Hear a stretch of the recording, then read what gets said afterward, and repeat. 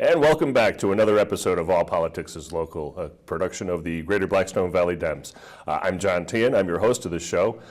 You can find out more information about the Greater Blackstone Valley Dems by visiting our website at www.gbvdems.org. I'm here today to talk about the all politics being local. The one big local issue here in Milford is the casino and the upcoming referendum on November the 19th. We're here in opposition. Myself, I'm in here in opposition to the casino. I'm actually working with the casino-free Milford people to get out the vote against the casino. In the interest of full disclosure, I wanted to make that plain to anybody who's watching our show. I have with me today two Milford residents who are also volunteers with the casino-free Milford effort. I have Bev Swymer and Jose Costa. Jose, Bev, thank you so much for being here today. Can we start the show today perhaps with just a little bit of an introduction? Who are you? What have you done in town? What type of civic activities have you undertaken in the past? Sure. My family and I moved to Milford 43 years ago. My husband and I raised our 4 daughters here in Milford. And over those years, we've been actively engaged in town activities, whether it was scouts or church activities, school activities. My husband has participated in school building committees over the years. We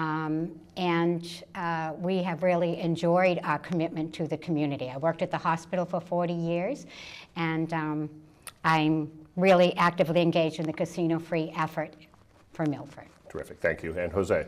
Yes, my name is Jose Costa, and I'm pretty close to came to Milford when you came, Bev, about 43 years ago. My involvement in the community has been, I've been on the Milford School Committee for 6 years. I've been a town meeting member for over 15 years now, and involved in youth sports as my kids were growing up there, and at St. Mary's Parish, and a number of activities there as well, and other community committees and so forth, especially in the school system. So terrific, terrific. Myself, I'm a newcomer. I've only been here 20 years, but they tell me that I brought an anchor baby with me because my daughter was 1 when we moved to town. So having brought the anchor baby, I guess you can call me a Milfordian now. Yes. I've been a town meeting member myself since I think 2007 or 2008 or thereabouts. I got myself elected onto town meeting. In 2009, I asked the Board of Selectmen to form the Renewable Energy Advisory Committee, which they graciously formed, and we have a volunteer committee that's been doing some great work in town to both green up our electricity supplies, conserve energy, and find ways to save the taxpayers money. Recently, at the recent town meeting, we approved 2 new contracts that are going to save the taxpayers a combined $9.4 million over 20 years. So I'm very proud of my committee and proud of the work that I've done in Milford. I care very deeply about this town, and I want to give back. I work with a number of other volunteer efforts in town as well. On the Milford Farmers Market, I'm the vice president of the Farmers Market Association.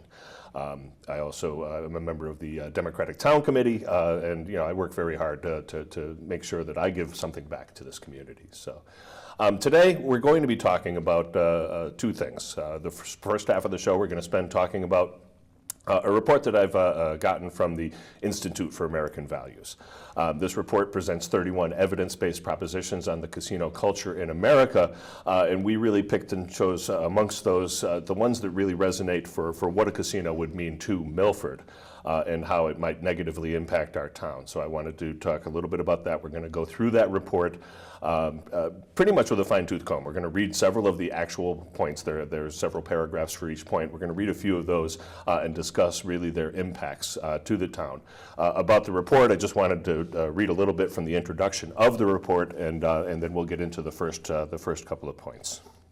So this report comes from the Council on Casinos, an independent, nonpartisan group of scholars and leaders who came together to examine the role of casinos in American life and to foster informed citizen debate on gaming, or gambling that is, as public policy. Financial support for this initiative comes from the Bodman Foundation, the John Templeton Foundation, and other contributors to the Institute for American Values. For most of our history, casinos were illegal. From 1930 through the late 1980s, they were legal only in the desert cities of Nevada, and since 1977, the beach town of Atlantic City. But starting in about 1990, something new and important began to happen. Casinos began to enter the mainstream of American society. No longer viewed by government as a dangerous vice, and no longer cordoned off and geographically removed from the everyday ebb and flow of American life, Casinos are now popping up across the nation, near a shopping mall or a river dock near you, or in East Milford, as the case may be, with the full support and sponsorship of the very state governments that only yesterday had outlawed them. Nearly a decade and a half ago, in the early stages of the casino ascendancy, the federally funded National Gambling Impact Study Commission concluded its multi-year investigation of gambling in America with a call for a moratorium on further expansion. That recommendation went unheeded. Instead, states rushed headlong into legalizing new casinos within their borders. A note on sources. In Great Britain and in Province of Canada and Australia, governmental leaders have commissioned comprehensive, well-funded research and policy studies of casino gambling. This has not happened in the United States. In the U.S., the leading funder of gambling research is the gambling industry itself. For the evidentiary basis of this report, we have relied primarily on independent research, by which we mean research that was not funded or controlled by the gambling industry. For the future, we recommend that U.S. federal and state governments help to establish a nonpartisan research agenda supported by independent funding aimed at the further study of state-sponsored and internet gambling. The rise of the new American casino, points 1 and 2. Casino gambling has moved from the margins to the mainstream of American life. Today's regional casinos are different from Vegas-style resort casinos. Now, we're going to dive very deeply into point 2. Reason being, the casino that we're being sold here in Milford is being sold as a destination resort casino. There really is no such thing anymore as a destination resort casino. So, point 2, America's new regional casinos may be called resorts by the gambling industry and destination resorts by the political leaders who sponsor them, but they are actually quite different from the resort casinos historically located in Las Vegas, Macau, and other high-end vacation locales. Classic destination resort casinos attract customers from across the nation and the globe. Their patrons usually travel long distances to get to the casino, arrive in rental cars, stay in hotels, and spend money on high-end restaurants, elegant shops, and concerts featuring world-class entertainers, as well as on gambling. By contrast, regional casinos attract the great majority of their customers from nearby communities, sometimes including nearby communities across the borders of neighboring states. Again, Milford is located right near the border of both Connecticut and Rhode Island, so you can see the impact there. Their patrons typically travel distances of 70 miles or less, arrive in their own cars or on buses, spend nearly all their time and money gambling at the casino, and return home to sleep in their own beds. A destination resort casino is a place you might visit once a year. A regional casino is a place you might visit several times a month or several times a week. The traditional Vegas-style resort casinos catered mainly to high rollers and the whales partial to table games. Today's regional casinos cater overwhelmingly to middle rollers and low rollers who play slot machines. In short, unlike the old Vegas-style resorts, the new regional casinos depend decisively on attracting gamblers who live in the region, who return frequently, and who play modern slot machines. So, I think the key to that is if you think of casinos in the United States, I mean, people typically will look at Vegas and in Atlantic City, and that's where you resort. I mean, when you talk to people that say in Las Vegas, they're not going for a day. They're not flying to Las Vegas for a day. They're staying overnight, and that is what. And now we're seeing this number of casinos popping up all over. You know, there's 3 being proposed here, and actually there's 4 being proposed here in Massachusetts, 3 being proposed in different parts, but then you also have the Indian tribe in the Taunton area, and then those slots as well. You've got the 2 in Connecticut. I think there's 7 now being proposed in New York. You got Rhode Island, you know, Twin Rivers, you got Maine. I mean, they're all over. So it's not, as you stated there, it's not a resort type of casino. And even the consultants that the town hired as well, or the Foxwoods paid for the town to get, and Foxwoods consultants actually even say, I think the numbers is what they used. It's about a 70-mile radius that they're looking to. So people that are going to drive in and drive out. right. About the only impact to the local businesses might be they'll need to fill their gas tank.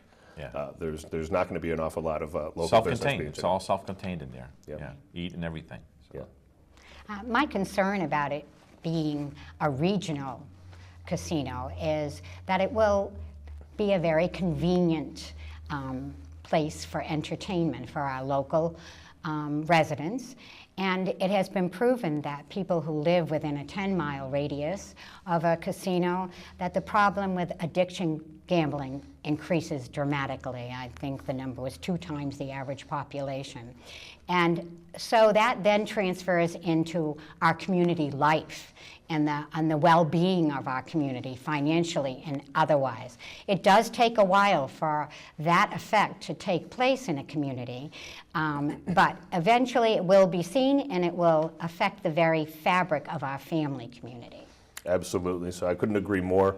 I really think that the casino is going to have a negative impact on our region, and certainly when you look at, they say destination resort, a regional casino does nothing but take money out of the local economy. Yeah, it really does. And one other item on this, John, that really hasn't been discussed a lot is the fact that as we talk about, these are people that come in and out on a daily basis.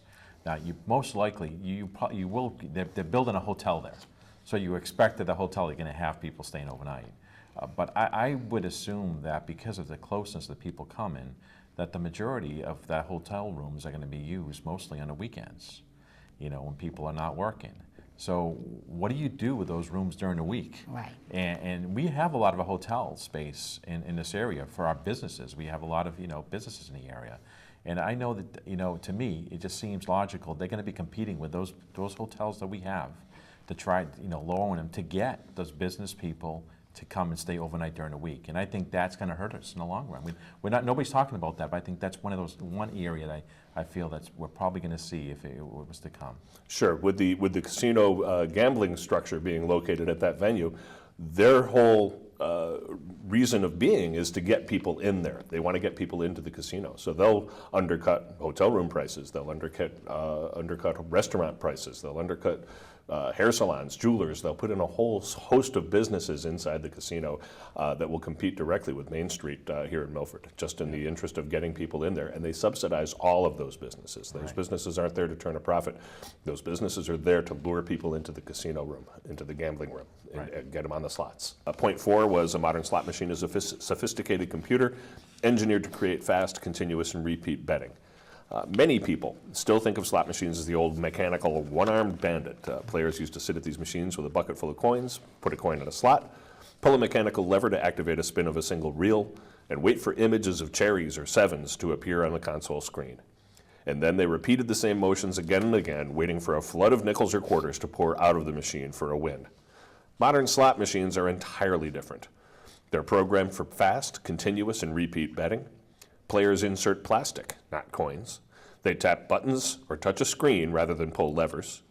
They place bets in denominations ranging from a penny to $100 on multiple lines that spin across a screen with each rapid tap of the button. An electronic counter on the console tallies credits for wins and losses. All of this happens at a blindingly fast speed, and even penny bets on multiple lines with each spin can result in large losses. Modern slots are hooked up to a central server that collects player information, preferences, and speed of play, and has the capacity to program each machine to each player's style.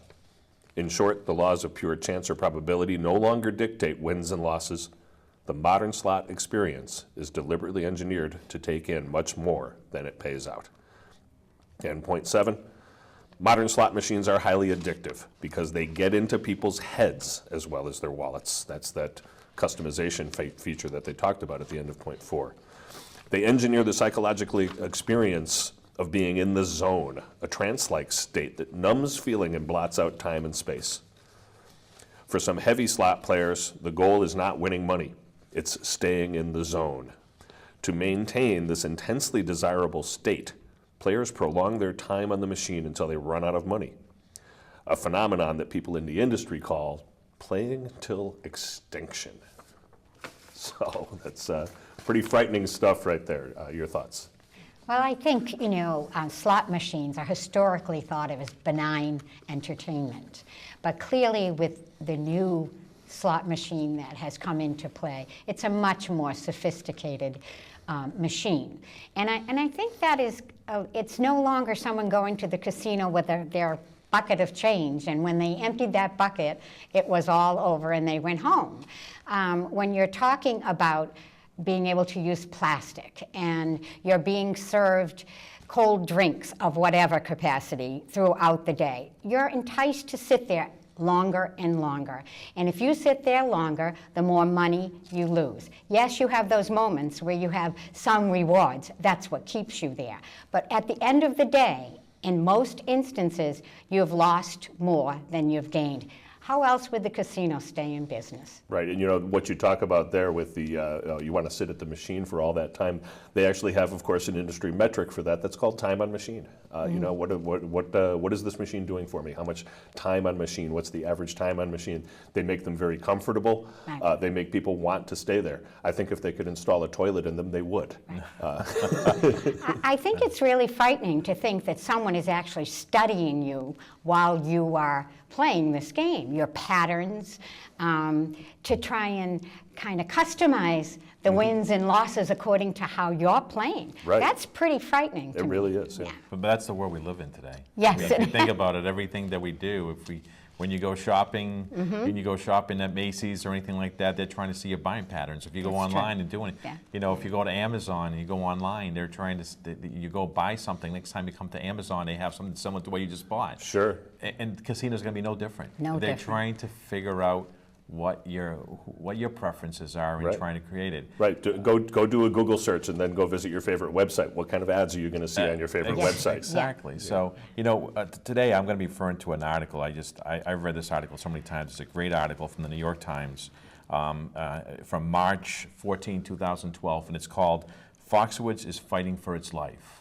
And there's a lot of quotes here from Scott Buteri, the president, that you know, as we talk about today, I'll share with you. But on the slot machine thing, it was interesting here, and I'll just read a couple parts from it. It says, you know, that really the technical name for slot machines, they're not called slot machines in the industry. They're actually called video lottery terminals, VLTs. And the reason why, an example, again, this is New York Times, they talk about under New York state law, slot machines are illegal. And as a result, VLTs aren't illegal, though, the way they are, because, again, they're central computers. But here's the main point I want to just bring out. It says, the difference between table games and slot machines is that slots are entirely predictable. They're like ATMs, but in reverse, programmed to take money from players. Usually about 9 cents of every dollar waged is taken away, while producing frequent near misses, the illusion that a big jackpot was at hand, if only, say, just one more overstuffed burger had landed on the pay line. The lower the house's hold on a slot machine and the higher the number of small payouts, the longer a player's time on device, which you had mentioned earlier. Yep. It's a fine balance. Casinos want customers to lose their money, but not so rapidly that they feel that the whole experience was a bummer and not want to return. I mean, that's really what it's all about. Yep. Right. Yep. Right. But in the end, you lose. You lose. It was the point that Marie Parente raised so eloquently at our September 18th meeting at St. Mary's. In order for the casino to profit, good people have to lose. Point 9 being living close to a casino increases the chance of becoming a problem gambler, and I think it should be obvious to everybody why we'd want to discuss this point.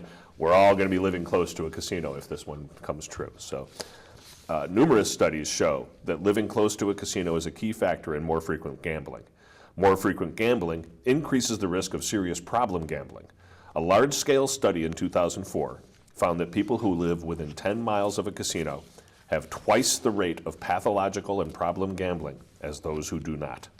Another study found that the 4 counties in Nevada with the greatest access to casinos had the highest problem gambling rates, while the 4 counties with the least access had the lowest rates. Similarly, a British study of casino gamblers found a strong association between frequency of play and problem gambling. Frequent players were twice as likely to be diagnosed as problem or severe gamblers compared to those who played infrequently. 14.8% of frequent players compared to 6.8% of infrequent players. Moving on to point 11, problem gambling affects families and communities as well as individuals. And again, it should be fairly obvious why we want to discuss this one. It's our community that's going to be impacted by this casino. Clinical and other observational studies confirm what common sense tells us. Problem gamblers hurt their families as well as themselves. The compulsion to gamble leads to financial hardships, burdensome debt, loan defaults and fraud, excessive payday borrowing, bankruptcy, loss of a business or home, and sometimes total destitution. Gambling destroys bonds of trust. Problem gamblers hide and lie about their gambling debts. They borrow or steal from family members, including children. They spend their time at the casino rather than at home. Spouses are harassed by bill collectors and suffer a wide range of stress-related physical and mental problems. They attempt suicide at 3 times the rate of the general population. Women in such situations are at higher risk for domestic violence. A study of members of Gamblers Anonymous found that upwards of 26% have gambling-related divorces or separations. The harms to children are persistent and wide-ranging. They include financial insecurity, parental neglect, and pervasive feelings of abandonment. Some children have spent hours alone in parked cars or unattended at home while their parents gamble in the casino. Others have lost money, homes, holidays, and the chance to go to college due to parents' gambling problems. It is especially worrisome that more women, typically the primary caregivers, are joining the ranks of slots gamblers. Both of those are very dramatic points. Well, I think this area is probably of the utmost concern to me. I think the family unit is the basis of most communities, and certainly our community in Milford. And gambling has a very destructive effect. It's been proven. It's not just us trying to put that point in the limelight. It's proven historically that once a family becomes financially insecure, it has a trickle-down effect to everybody in that family. And children are very perceptive about stress, about financial issues in a family. And so it's something that's contrary to what I believe Milford is about. Yeah, you know, and I don't think anybody denies the fact that we're going to have problem gamblers. I mean, that's why the state actually has put a special fund in place as part of this regulation, the law that was passed. And I think there's going to be a lot of education going into this.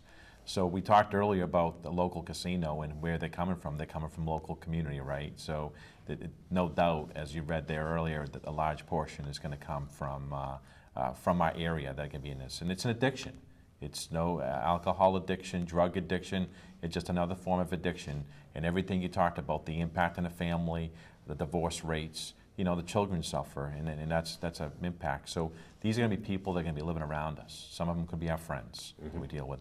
But again, I'm going to refer to the article in the New York Times again, because this is a Scott Butera point that he makes on this, and I think it's just, it really explains I think this is where the Milford resident really needs to think about this. And when you think about the revenues or the so-called money that you're going to get reduction in your taxes, you got to think about this, the social aspect of it. And this is what Mr. Butera said. He said, Butera reacts to the debate over gambling with a sense of amusement. And this is his quote, "Few governors or senators or House members want to say, I absolutely love having casinos in my market. He said, it's more like, we can manage this, and here's what we'll do. We'll put it in the right place. It won't impact the society too much, and we'll make some money." So they're going to put it won't impact society too much, and we'll put it in the right place. Well, this place is Milford, and it will, and we're the ones that are going to be impacted. Maybe the rest of the state won't be impacted, but we will. So I guess I asked the residents of Milford, do you want that impact? I mean, he's saying it's going to be impacted. We know it's going to be impacted. Do we want that? And that's, I think that's, you know, the three of us here, I know the answer to the two of you on this, but I just hope this is like an area that people really need to take a close look at. Sure, and that question is just an awesome question. Is this the right place? I don't think so. We have a wonderful town here, a well-run town. We've done great with our budget. Compare Milford to other towns in the area and just see how well run we are. We are not the right place for a casino. And they're counting being, quote, a regional, although they call themselves a destination casino, a regional casino is convenient for people to visit, whether it's a short time or a long period of time, but it could be once or twice a month, it could be several times a month, and then it turns into several times a week. And that's where the whole character of the experience changes and becomes detrimental to family and to community. Sure, absolutely. And you know, and on that, when you talk about the gambling, I mean, this ties in a little bit to the other social things of the crime, for example. And you know, that a gambler, just like in the other addictions as we talked about earlier that we know, they're going to need money. And you know, that's where crime comes in. And why is it that we're getting over 10 police officers in town as part of this mitigation? It's not just to help to take care of our current crime, it's for the additional crime that's going to take place in town. And again, do we really want this additional crime? Right. You know, in most cases, the police officers do a great job, but most of the work that they could do is more after the fact it's taken place. Right. And so somebody's already gotten hurt at that point. That's right. And you know, they'd love to stop them beforehand, but it's very hard because you don't know the crime's going to take place. The point that I've made in a couple of different instances is an extra police officer on the beat is small consolation to a family that's lost a family member.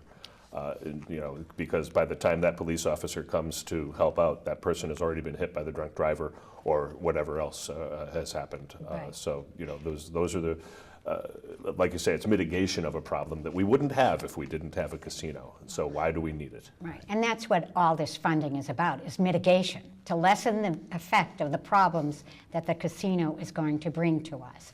And I think what was enlightening to me, I didn't realize, was, you know, this is a 24/7, 365-day-a-year proposition. It doesn't close for Christmas. It doesn't close for the holidays. People are coming and going at all times of the day. They're coming and going when my grandchildren or your children are getting on the bus. They're coming and going when kids are going off to the field to play sports.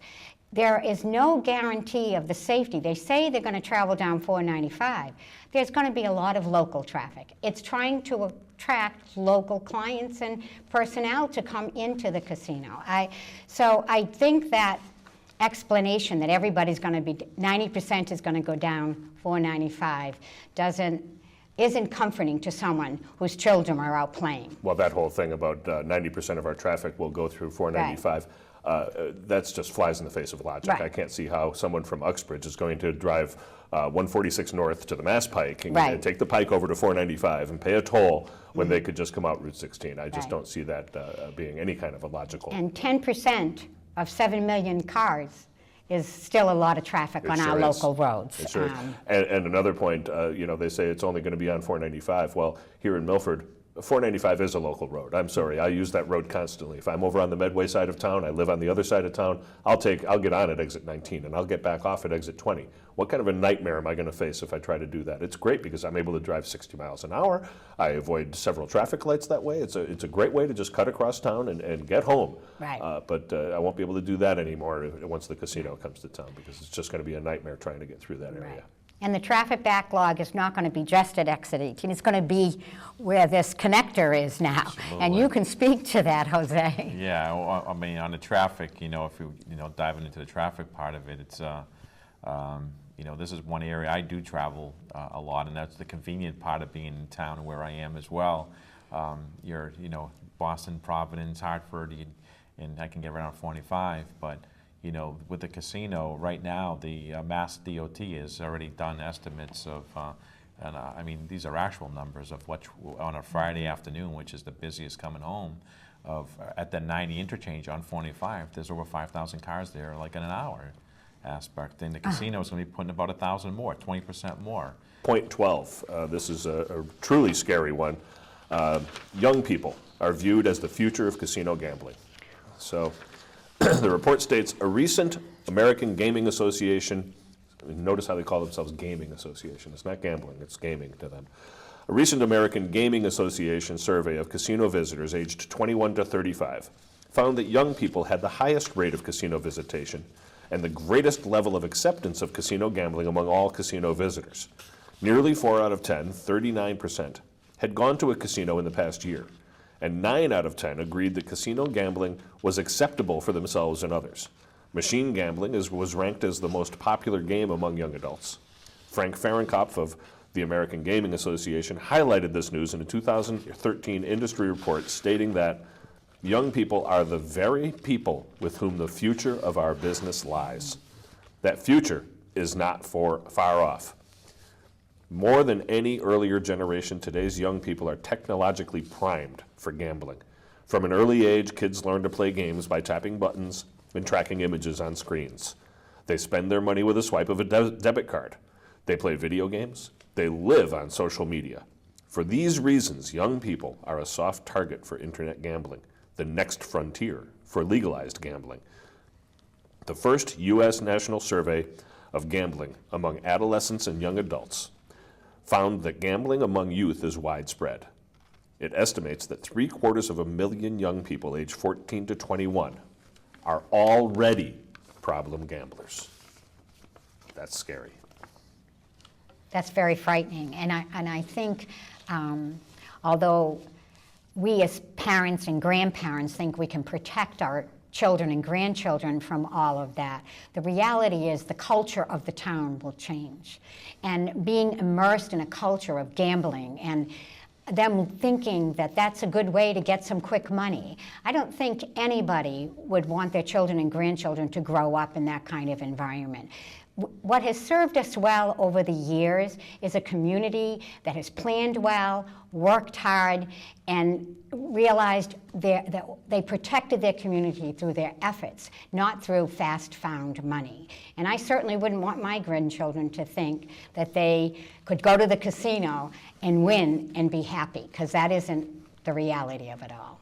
Yeah, and I what you just read, I look at it from a different way as well. I actually, from the materials that I have read in people comments, there's a little, there are people that believe that the younger generation as well will not be going in the direction of going into the brick and mortar type of casinos. That group as well, and that's an issue that needs to be, we can, if this casino is built, you can look you could be short-sighted and say, we're going to get the revenue here. Right. But what is the long term? You also have to look from a town. This is like a business proposition. What is the long term? And if you look at the generation you talked about, we know with the youth, the people, I know what my kids do in regards to how they communicate today. We always talk about they're not picking up phones to talk to each other. It's just texting and everything else, right? Sure. Facebook and all other.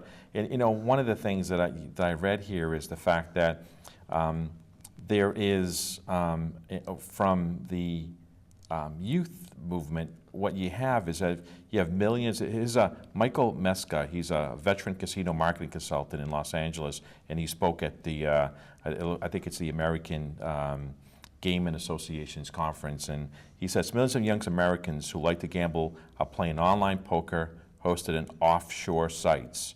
They may never become casino habituates. So at the same time that the brick and mortar casinos are proliferating, the demographics may be working against the industry. And it says the AGA, the American Gaming Association, they took out the, I found that interesting too, the Gaming Association, not the Gambling Association, Yep. Gaming Association, is lobbying for legalization of online poker in the United States for strict regulation of it. I mean, that's what they like. So is that the future? So there's a different thinking here that will we have people then to support going into these casinos in the future? Sure. If internet gambling catches on, we may have an empty shell over there in East Milford, just Right. with nobody attending anymore. And what happens then? If Foxwoods goes out of business 10 years from now because internet gambling has taken off, we're left with all the societal impacts and the additional all the quote-unquote mitigation money, that'll be gone, and we'll have a number of extra cops on the beat with all their attendant payroll and pension costs and everything else. The town will be left with an empty shell with no additional tax revenue at all. No, just higher taxes. Just Yes, higher, A lot higher. a lot higher Right. taxes to cover all of those extra expenses that we've just As a incurred. community, you grow into what a casino offers. And then if the casino isn't successful, you have to find a way to replenish that supply and of money. And that's what the gentleman, this guest speaker at the last gathering we had at St. Mary's, he said Connecticut is in the worst financial condition they've in many, many years as a result of their commitment to the casino industry. Sure. When I came out of school in the early 90s, I mean, a lot of people remember that times where we went through some hard, some difficult economic times as well. And one of the things the company I work for, the majority of the work, over 50% of the work they did was for the government. And at that time, what happened was government started pulling a lot of the contracts. So the company was so dependent on government contracts when that was pulled. I mean, the company started laying off because it became, again, it was so much dependent on that. And that's the same thing here. We're going to be so dependent on the casino if it's here for our finances. And after a number of years, we've been established that way, that if something happens and their revenues decline, they're going to come back to us and say, please, we're going to cut your taxes. We're not going to pay you as much taxes because we can't afford it. That's going to hurt us. Sure. Let's move on to point 14. Working in a casino appears to increase workers' chances of having health problems. So point 13 talked about the gambling problems that workers in a casino will have. We always hear about jobs. This is going to be great for jobs. Well, if the workers in the casino are going to have gambling problems and health problems, I don't see where these jobs are all that beneficial. An American casino typically operates 24 hours a day, 7 days a week, 365 days a year. Its workforce consists largely of shift workers who serve food and drink, provide security, and clean the facility. Life as a shift worker in a casino poses a number of hazards to workers' health. To begin, there are physical and social disruptions. Shift work negatively affects sleeping and eating patterns, dating and family relationships, childcare, stress, and other health outcomes. Next, there is the work environment itself. Like bartenders, casino workers are more likely to have problems with alcohol than other service workers. Keep in mind that bars do not offer free alcohol, as many casinos do. Smoking is permitted in many casinos, and workers are subject to the known health risks of breathing secondhand smoke, a hazard now rare everywhere except in casinos. Yeah, definitely. One of the things here when you start looking at the jobs that they're talking about, they'll be creating about 3,100 jobs. These jobs, they're stressful jobs.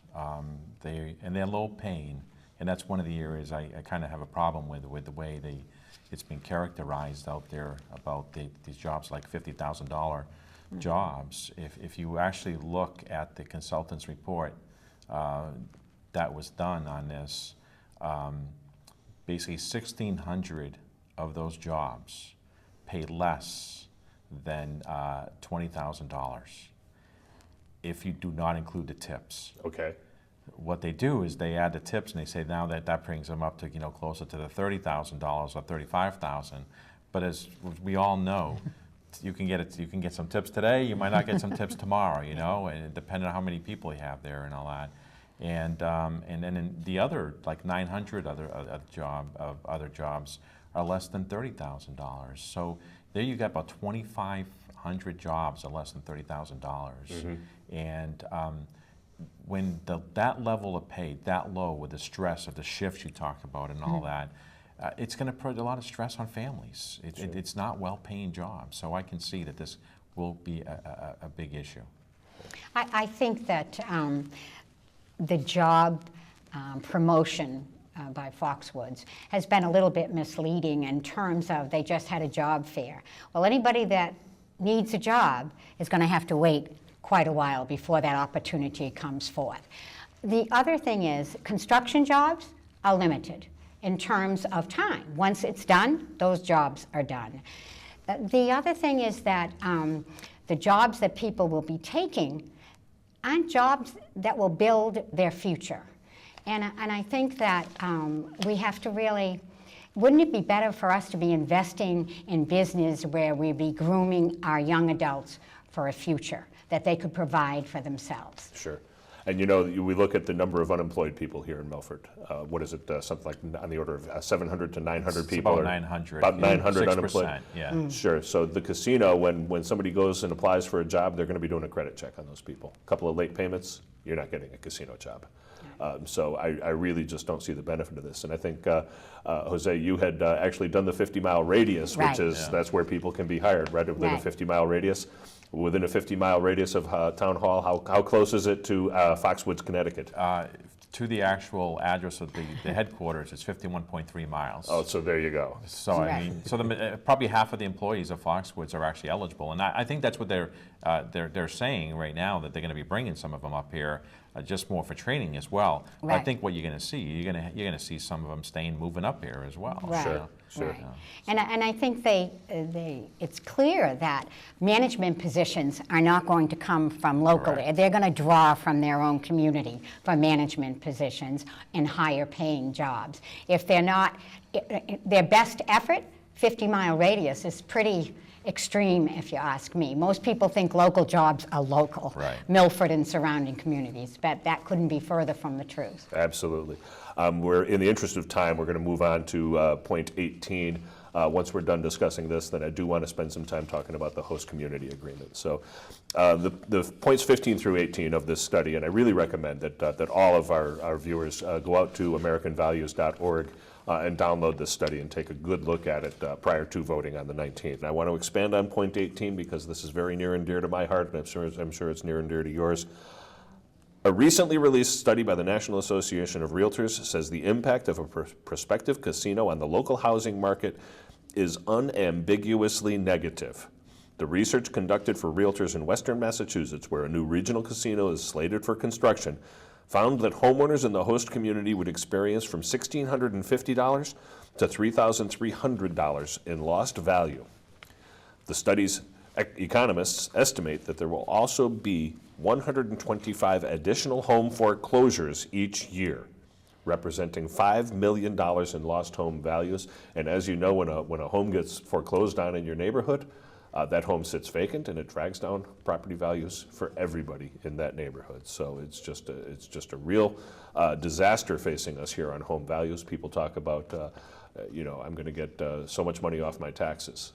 The point I made in my recent radio commercial on WMRC is if how long is it going to take you to recoup the loss in your home's value with that tax benefit that you're supposedly going to gain from the casino. So your thoughts on the point 18? Yeah, that also, as you stated, that is a big concern of mine. I live in the eastern part, so I live closer to the casino proposal. I know Bev lives on the other side, on the western side, but you can see we're all concerned. And this ties to the host agreement. This is where I really have a big problem with the host agreement, one of the issues. The host agreement is the way it was developed, so they're supposedly, part of it was to take care of people who live east of 495, okay? That's where they put the $2.5 million aside to the residents there. Now, first part of that is so what about the rest of town of Milford? What about other people in Milford that might be impacted? You will be impacted. It just won't be not as much as maybe I will, or that family that lives right next door to the casino. So it's gonna range. But there's nothing in a host agreement taking care of the rest of the town. But even for the part on the eastern side of the town, which I found it amazing how they did this, the formula they used, they didn't compare home values from Milford to surrounding towns, let's say.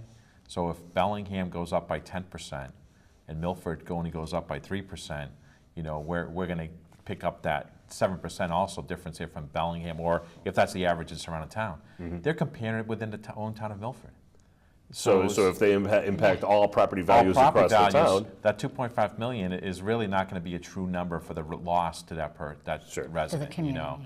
And I think that's unfortunate. And like you said to me, if you get $500 or $1,000 a year in your tax revenue, and by the way, you might get that for the first few years, but it's going to go away pretty quickly after that once other people get their hands on it. But even then, divide that. If you lose $5,000 on your value of your home, $10,000, $20,000. Yeah. Just you're how not going to many get it back. years? How many years will it take you to break even on that transaction, let alone get ahead of it? We're talking about gambling. You probably have a better bet that the casino is going to be out of business sooner than you get your money back. Let's put it that way. Right. Absolutely. I also think that as a community, we should be more concerned about the people on the east part of town. They were promised that casino would not be close to their homes.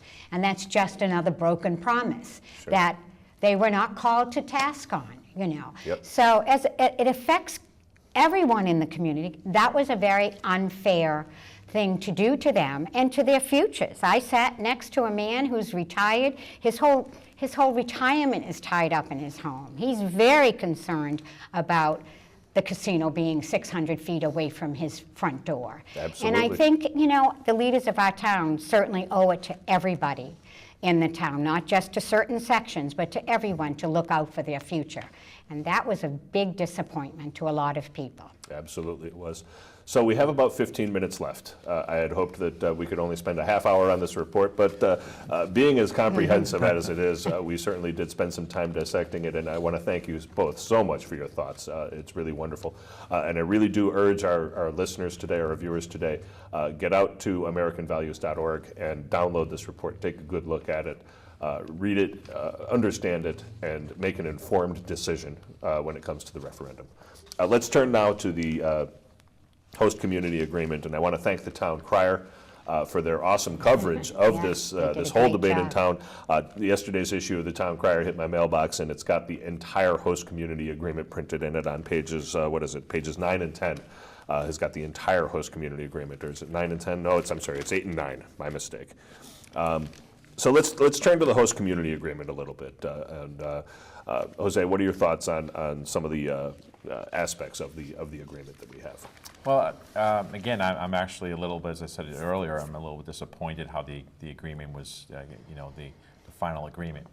I know it's not an easy agreement. I understand that to come up with, but I think there should be more protection from us, and from the water. Just starting with the water supply that we have there. I think there should have been penalties being put in place.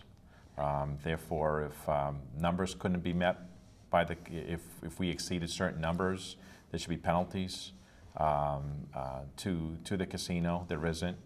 Really, what you have there is if they're not able to, after the first year, if their numbers exceed what their projections, and again, let's just be clear, their projections are actually, when you compare them to other casinos, like what's being proposed in the Boston area, they're almost half of the numbers being proposed there per I forget if it's for the gaming table or if it's per hotel room type of thing, and so those numbers have not really. I wouldn't think they were true. They're true figures there. They're accurate. So they have a proposal in there, or something in the host agreement that basically says after a year they can come back and they look if their actual numbers are a little bit higher. They're going to do their best efforts. Again, best efforts to get it there. But again, that's the case. But what if they can't get it there? Sure. What happens if you can't get it there? Well, one of the mitigation efforts for that that I've heard from them is that they will truck water into the site if they need to. Which again, I mean, now we're talking large tanker trucks moving through town, burning diesel fuel in order to truck that water in. What are the impacts there? We don't want all these trucks on our roads, and the fumes from diesel trucking water into the site, and they're using a lot of water. Was their estimate 290,000 gallons per day or something along those lines? Yeah, something like that. But just take that, and it is in the host agreement. They actually have they're going to create the hookups for that, and I think that's something the Selectman Bartolomeo said in his early when the draft was being written. He's the one who really was pushing for that. But here again, why isn't there any kind of language in there that says when do you determine the trucking takes place? So do you bring trucks after it's too late, after the water's already low enough and the residents have to suffer? There should be some clauses or numbers in there that determine what the trigger point is, and that's why I feel is missing. Right. I think the host agreement is just riddled with that phrase, best effort, which to me just says we're not promising you anything and we're not guaranteeing you anything. And I think things like water supply, why put ourselves in that kind of compromised position? To jeopardize the future of our town. You don't have water, where do we go for it? That kind of curtails our ability to look towards the future building, bringing in other industry. It's a very serious problem, and why would we put ourselves in jeopardy and say to them, sure, come in, you'll make it work? Sure.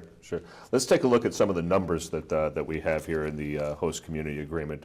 On page 9 of today's Town Crier, or yesterday's Town Crier, we have the projected annual payments, annual direct community impact payments. Police and fire, $2.4 million. Again, we talked about this. What if the casino has problems? What if it goes out of business? That's money that's going to be on our budget that we're going to have to make up for somehow. We're going to have to go to the taxpayers and ask them to pony up some more. Or those individuals have to be laid off. Or those, yeah, exactly. And there's costs associated with laying individuals off as well. Yeah. I mean, it's not like laying someone off is free. We're looking at additional equipment for the police and fire in the amount of $105,000. General administration, about $250,000. School payments, $121,000 for the school. Does that seem low to you? It seems awfully low to me. To me, I think it's another indicator that everything the casino has done has been all about mitigation funds and what will enable them to make this happen in town. There is no gift in this host agreement. There's no gift to the schools, there's no gift to the hospital, there's no gift to us as a community. There are a few mentions of gift cards that you mentioned. The Chamber of Commerce, $10,000, $50,000, right? Yeah. And they're taking billions and giving us $10,000 back or $50,000, whatever, in gift cards. They're, again, they're just covering what they need. Mm-hmm. They're not making our town a better community, that's for sure. Sure. So to go on the school thing, though, John, just, that part of it. So let's take a look at the schools. So yeah, they're talking about 20 students is where the numbers are coming from in the cost per student. But they have clauses in the host agreement that said that an employee of the casino, if their child has either bilingual education needs, or their special education needs, that those costs would be then picked up as well. And the interesting thing about how it was written was that it has to be an employee. And so if a family moves here to the town to work for the casino, and they have one of those jobs that are paying $20,000 a year, and the child has special needs, and the cost for Milford to pay for them is $20,000. Well, I don't know, I'm in business. I know that if I'm paying a worker $20,000, but then I have to pay another $20,000 to the school to support that worker, I would think that they probably would be saying, okay, this is more than the cost that I was bargained for, type of thing. Sure, and they might find a way to release that employee. Release that employee, and what happens is the way the host agreement is written now says that they're no longer an employee, they no longer have to pay for that special education needs. Sure. That family stays here, the taxpayers of Milford pick it up. Again, I think it's important, the child should not suffer on this and they should continue. But at the same time, the taxpayers of Milford should know that's how the agreement was written. Yep. Yeah, and then the other thing on that, sorry, on the schools, so you can tell, being on the school committee, passionate about this. The other thing is that is really not being talked about is the fact that Superintendent Tremblay had conversations with the superintendents down in the area schools down around the casino. And one of the key things that was mentioned by the superintendents is prior to the casino coming in, they might have had 5 different languages spoken in their schools. Mm-hmm. And with the casino, there's over 30. Mm-hmm. Now, what does that mean? People might say, that just means you have more people speaking different. No. What it means, especially under Massachusetts laws, is that you have to create an environment with those children are able to speak their language for the first year or so. Yep. And then you have to transition them into the classroom. That means more space. Sure. That means more teachers. Yep. And right now, those numbers, especially talking about 30 different languages, we do not have the space for that. That means more schools. Yeah, we don't have the capacity, we don't have the teachers. From what I understand, it's a ESOL program, they call it, an English for speakers of other languages, ESOL. Mm-hmm. And those can be very, very costly, as Norwich has experienced. Mm-hmm. So the next line item that they're giving here is school aid contribution, $3 million. Well, that's not a school aid contribution. That's how much our Chapter 70 aid will be reduced by if the casino comes here. So that's not really a contribution, that's a wash. That's money we get today that we will lose because of the casino. So the casino's not giving us $3 million. So that's a very misleading statement to make. Absolutely. They're not giving us $3 million. They're just trying to replace what we've lost. Exactly. So, yeah. Exactly. That's a very important point right there. Full real and personal property taxes as determined by the Board of Assessors, $25 million. Well, yes, that does sound like a lot of money, doesn't it? But, you know, one of the arguments that they're making about why the casino should come here is that if we don't get a casino in that location, it's likely that someone will build an office park. And if someone builds an office park, well, then they're not going to have all the traffic improvements and water and sewer improvements that the casino wants to bring in. Well, actually, the sewer improvements would have to happen if they brought in an office park. But if an office park goes in there, they'll also be paying real and personal property taxes. It's not like we'd be losing out. This is not any extra payment. They're putting in a large facility, they're going to pay their property taxes.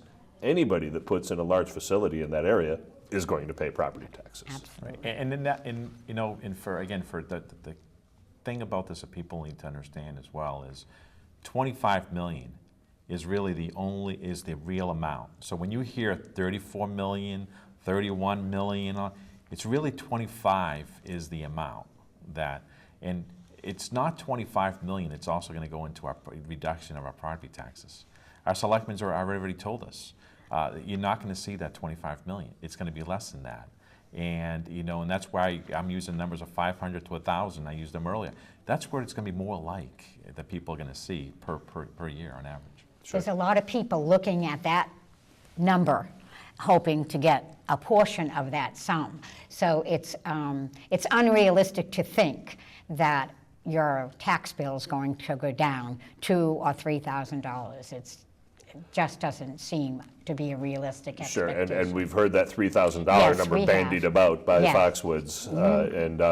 I think that somebody else said the maximum was $1,850. That's Right. what Barbara, that's what our town assessor has said. Okay. Right. Yeah. Yeah. So I think it's Priscilla Hogan's her name, apologize. But she has mentioned that it would be, that's the max for the 25 million using this past year's fiscal budget. Okay. So the last item in here on all these dollars is $4,099,000 annual community development grant. And of course, this one has a footnote as well. $4,099,000 in annual community development grant sure seems like a lot of money. But where did they come up with the calculation for that, right? Yeah, that basically comes off of the revenues that they're going to generate, and the revenues they're going to generate. They're saying that money is anything that's above $500 million, and they're saying they're going to make $1 billion. But the interesting thing about this, and some of the research I've done recently, is one of the experts. There was 3 experts that the Gaming Commission brought into the state to provide their opinion on it. And when you hear about all these little small casinos going all over the place, what the experts say, it's not really the number of casinos that go in, it's just the total number of revenue that can be generated. So you can have 10 small ones still making it compared to the 3 big ones. In Massachusetts, the number that's been used, and this is actually coming off from the UMass Dartmouth information, is that Massachusetts can sustain $2 billion in revenues annually for all of them. And that you're talking about the 3 casinos are proposing, plus the Indian Tribe Casino, Plus the slots plus parlor. the slot parlors. Yeah. So Milford, if you're talking about $2 billion, is what they're looking at. Milford's share Milford of cannot reach the $1 billion, which is the number they put in there. Yeah. I mean, they'll be lucky if they can get the $500 million they're talking, which Sure. means And if it then- doesn't even reach that, Right. the number is Zero. Zero. Right. So unfortunately, that's really all that we have time for today. I wish that we had more time to go over some of this stuff in depth. Thank you so much for tuning in to All Politics is Local. I'm your host, John Tehan. All Politics is Local is a production of the Greater Blackstone Valley Democrats. For more information about the Greater Blackstone Valley Dems, go to our website, www.gbvdems.org. For more information about Casino Free Milford, please visit casinofreemilford.com. Thanks for tuning in.